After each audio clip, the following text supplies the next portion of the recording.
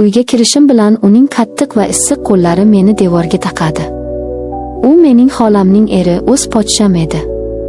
Nafasi yuzimga urilganda men qochish o'rniga ko'zlarimni yumdim. O'sha ondayoq men xolamni ham, oilamni ham, o'z or-nomusimni ham butunlay unutgandim.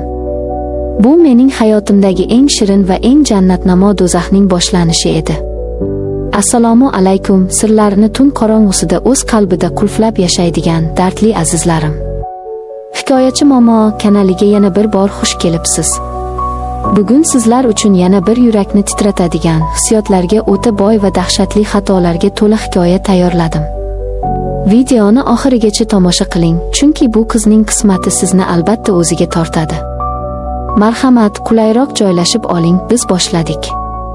Odamlar ba'zan o'z ixtiyori bilan do'zax oloviga qadam qo'yishadi.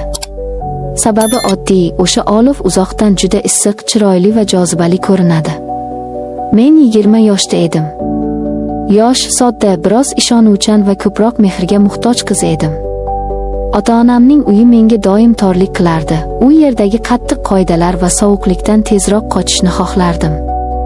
Shuning uchun ham yoshligimdan xolamnikiga tez-tez qochib boradigan odat chiqargandim. Xolam Feruza opa juda mehribon, quvnoq va zamonaviy ayol edi. Uning uyi doim ozoda, shinam va qandaydir erkinlik nafasiga to'la edi. U yerda xuddi o'z uyimdagidek xotirjam aylanib yurardim. Bahor kunlarining birida men yana xolamnikiga mehmon bo'lib bordim. Ammo bu safar hammasi butunlay boshqacha bo'lishini, bu tashrif mening butun hayotimni ag'dar-to'ntar qilib yuborishini mutlaqo bilmasdim. Xolamning eri Ulug'bek aka u paytlari 40 yoshlarga yaqinlashgan, juda baland bo'yli, kelishgan va o'ziga qattiq ishonadigan erkak edi. Uning yuzida doim sirli, biroz masxarali tabassum o'ynab turardi. Avvallari men unga umuman e'tibor bermasdim. U men uchun shunchaki pochcha edi xolos. Ammo bu safar uchrashganimizda u menga butunlay boshqacha ko'z bilan qaray boshladi. Uning nigohlari ustimdan go'yoki olovdek sirpanib o'tardi. U gapirganda uning past, bo'g'iq va erkakchasiga jozibali ovozi meni ich-ichimdan titratardi. Boshida bu menga g'alati va qo'rqinchli tuyuldi. Lekin vaqt o'tgan sari uning bu sirli e'tibori menga o'zgacha bir ta'sir qila boshladi. Men kundan kunga uning shu qaraydigan nigohlarini uzoqroq his qilishni, uning e'tiborini tortishni ich-ichimdan xohlayotganimni anglab qoldim. Bir kuni kechqurun xolam dugonalari bilan qandaydir tadbirga chiqib ketdi. Katta huvillab qolgan uyda faqat Ulug'bek aka va men yolg'iz qoldik. Tashqarida bahor shabadasi esib turar, xonada esa qandaydir og'ir, nafasni bo'g'adigan jimlik cho'kkan edi. Men oshxonada choy tayyorlayotgandim. U sekin oyoq uchida orqamdan keldi. Uning issiq nafasi bo'ynimga urilganda qo'limdagi piyola tushib ketayozdi. Biz xonaga o'tdik. Uning yonida o'tirishning o'zi azob, lekin shu bilan birga qandaydir tushuntirib bo'lmaydigan rohat edi. Bir necha daqiqalik og'ir sukutdan so'ng u menga yaqinroq surildi. Faqat mening qattiq va tez urayotgan yuragimning ovozi eshitilardi. Ulug'bek aka indamasdan juda sekin qo'limdan ushladi. Uning katta, iliq va ishonchli qo'llari butun tanamni qattiq titratib yubordi. Men qochishga, qo'limni tortib olishga harakat qilmadim. Yo'q, aksincha, men bu teginishga muhtoj edim. Bizning nigohlarimiz to'qnashdi. Uning ko'zlarida men avval hech qachon ko'rmagan, qochib qutulib bo'lmaydigan vahshiy bir ehtiros yashiringan edi. U meni sekin, lekin o'ta qat'iyat bilan bag'riga tortdi. Nafasim qisib ketdi. Miyamdagi barcha o'ylar, barcha taqiqlar o'chib qoldi. O'sha oqshom men hayotimda birinchi marta o'z ixtiyorim bilan gunoh daryosiga sho'ng'idim. Uning lablari mening yuzimni, bo'ynimni ehtiros va telbalarcha intilish bilan o'pardi. Bu taqiqlangan, harom, lekin shunchalik yoqimli ediki, men o'z ismimni, kimligimni va hatto xolamni ham butunlay unutdim. Xonani qandaydir jozibali, sirli va qonni qaynaydigan muhit qamrab olgan edi. O'sha kundan boshlab bizni mutlaqo yashirin, telba va zaharli bir bog'liqlik chirmab oldi. Har safar u bilan yashirincha ko'rishganimizda yuragim urishdan to'xtab qolayotgandek tuyulardi. Men vijdon azobidan o'rtanardim, lekin uning bitta tabassumi, bitta teginishi hamma narsani yuvib ketardi. Kunlar o'tgan sari bizning bu yashirin uchrashuvlarimiz yanada chuqurroq, yanada xavfli va ehtirosli tus ola boshladi. Xolam ish bilan yoki qarindoshlari bilan uydan chiqib ketishi bilanoq biz uyni o'zimizning kichkina, yashirin do'zaximizga aylantirardik. Bir kuni tushdan keyin xolam qandaydir xaridlar uchun bozorga chiqib ketgan edi. Ulug'bek aka darhol menga telefon qilib uyga chaqirdi. Uning telefondagi ovozi odatdagidan ham past, sirli va ehtiros bilan to'la edi. Menda hammasini rad etish, bormaslik imkoni bor edi. Lekin oyoqlarim menga bo'ysunmadi. Uyga kirishim bilan u meni eshik oldidayoq qattiq quchog'iga oldi. U meni divanga sekin yotqizib, sochlarimni ohista siladi va lablarimdan chuqur bo'sa oldi. Uning qo'llari butun tanam bo'ylab o'ta ehtiyotkor, lekin qat'iy harakatlanar, lablari esa bo'ynimda ehtiros bilan sayr qilar edi. Bizning nafaslarimiz bir-biriga qo'shilib aralashib ketdi. Yuraklarimiz deyarli bir xil tez ritmda urardi. U meni o'ziga yanada qattiqroq, bo'shatmasdan yaqin tortdi.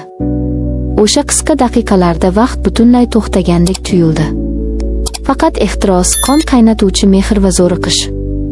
Boshqa hech narsa, hatto o'lim ham muhim emasdek edi. Uning issiq va shoshqin nafaslari quloqlarim ostida shivirlab, meni butkul, qoldiqsiz mast qilardi. Har bir harakatida go'yoki yovvoyi muhabbat va egalik qilish hissi bor edi. U meni jismonan va ruhan butunlay o'ziga bo'ysundirgan edi. Men esa aslo qarshilik ko'rsata olmasdim. Qarshilik qilishni istamasdim ham. Har gal yolg'iz qolib, ko'zlarimni yumganimda uning iliq va kuchli bag'ri, meni siqib quchgani va ehtirosli, olovli bo'salarini eslardim.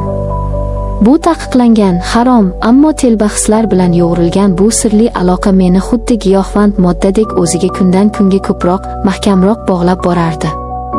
Kunlar, haftalar, so'ngra bir necha oylar xuddi shunday olovli va qo'rqinchli uchrashuvlar bilan tez o'taverdi. Men oynaga qarab, yuzimdagi aybdor, lekin to'yingan baxtli qiyofani ko'rib, ba'zan o'zimdan o'zim nafratlanib ketardim. Ammo qilmishimni to'xtata olmasdim. Lekin har qanday shirin yovuzlikning o'z qattiq to'lovi bo'ladi. Va bu to'lov kutilmagan vaqtda yuz berdi. Oxirgi uchrashuvlarimizdan bir necha hafta o'tib, men o'zimdagi keskin jismoniy o'zgarishlarni darrov sezishni boshladim. Ertalablari ko'nglim tez-tez ayniydigan, boshim kutilmaganda aylanadigan bo'lib qoldi. Tanamning ichida nimadir jiddiy o'zgarayotganini, qandaydir notanish va vahimali jarayon boshlanganini aniq tushunardim. Ichimda bir g'ayrioddiy, qo'rqinchli his tobora ulg'ayib borardi. Men barcha qo'rquvlarimni yig'ib, yashirincha dorixonadan sotib oldim. Uyga kelib, titrayotgan qo'llarim bilan sinov natijasini kutdim. Natijani ko'rgach, devorga tayanib qoldim. Qo'llarim shunchalik qattiq titrardiki, sinov moslamasi yerga tushib ketdi. 2 qizil chiziq. Men homilador edim. Boshida bu xabar meni shu qadar karaxt qildiki, na yig'lashni, na baqirishni bilardim. Ichimda faqat cheksiz hayrat va jonivorlarcha qo'rquv paydo bo'ldi.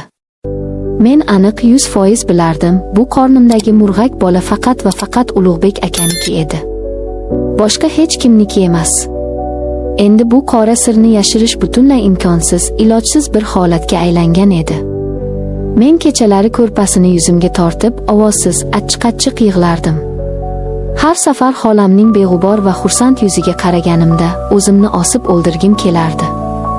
Lekin eng dahshatlisi, shuncha sharmandalik bo'lishiga qaramay, yuragimda hamon uning eriga bo'lgan o'sha ehtiros, o'sha yovvoyi muhabbat hukmron edi. Men uni yomon ko'ra olmasdim. Oradan hech qancha vaqt o'tmay, ayollik instinkti kuchli bo'lgan xolam mening yuzimdagi oqarishni, fe'l-atvorimdagi g'alati o'zgarib qolishni tezda sezdi. U avvaliga mehribonlik bilan, ehtiyotkorlik qilib mendan so'rab surishtira boshladi. "Qizim, tobing yo'qmi? Senga nima bo'lyapti o'zi?" deb qayg'urardi. Lekin men uning ko'ziga tuppa-tuzuk qaray olmas, duduqlanib javob bera olmasdim. Xudoning jazosini qarangki, sirlar baribir bir kun ochilarkan. Bir kuni men yana o'zimni yomon his qilib, hammomda yashirincha qolgan testni qayta tekshirayotgan edim. Eshikni qulflashni unutibman. Xolam birdaniga hammomga kirib keldi va mening ahvolimni, qo'limdagi testni ko'rib qoldi. U mening yig'lab o'tirganimni, qo'limdagi qizil chiziqlarni ko'rib, joyida muzlab qoldi. U mening qo'limdagi natija varag'ini tortib oldi. Unga qarab xolamning ko'zlari vahshatdan keng ochilib ketdi. Bu nima o'zi? Laylo, bu rostmi, dedi xolam ovozi qattiq titrab. Uning ko'zlarida qandaydir tushunarsiz hayrat, asta-sekin yonib borayotgan g'azab va cheksiz xiyonatning alomati zohir edi. Men esa joyimdan jila olmas, faqat ko'zlarimdan duv-duv yosh oqib, hech nima deya olmadim. Xolam avvaliga tushunmadi, keyin esa uning yuzi oppoq qog'ozdek oqarib ketdi. U albatta darrov bir soniya ichida hammasini tushundi. Mening hayotimda uning eridan, Ulug'bek akadan boshqa umuman hech qanday erkak yo'qligini u hammadan yaxshi bilardi. Uni endi aldash, bu yirik va iflos sirni ortiq yashirincha saqlab qolish mutlaqo imkonsiz edi. O'sha kundan boshlab bizning uchalamizning ham hayotimiz tamomila butunlay o'zgardi va haqiqiy do'zaxga aylandi. Xolam qichqirmadi, yig'lamadi. U shunchaki Ulug'bek akani chaqirdi va mening yuzimga tuflab uydan haydab soldi. Ulug'bek aka esa meni himoya qilmadi. U qaltirab boshini egdi. Uning o'sha ehtirosli, vahshiy qiyofasidan asar ham qolmagandi. U o'ta oddiy, qo'rqoq va nomard erkak ekanligini o'sha kuni tushundim. Xolam, Ulug'bek aka va men. Biz 3 kishining o'rtasida shunday chuqur, nafasni bo'g'uvchi sukut va vahimali, alamli bir chandiq paydo bo'ldi. Ammo tanamning ichida yashirincha ulg'ayib borayotgan bu begunoh bola bizning qora va taqiqlangan sevgimizning qolgan yagona isboti edi. Men qalbimdagi oniy ehtirosga berilib, aqlimni va insoniyligimni butunlay unutgan edim. Har bir yashirin, o'g'irlangan shirin lahza uchun men o'z baxtim va nomusim orqali o'ta qimmat narx to'ladim.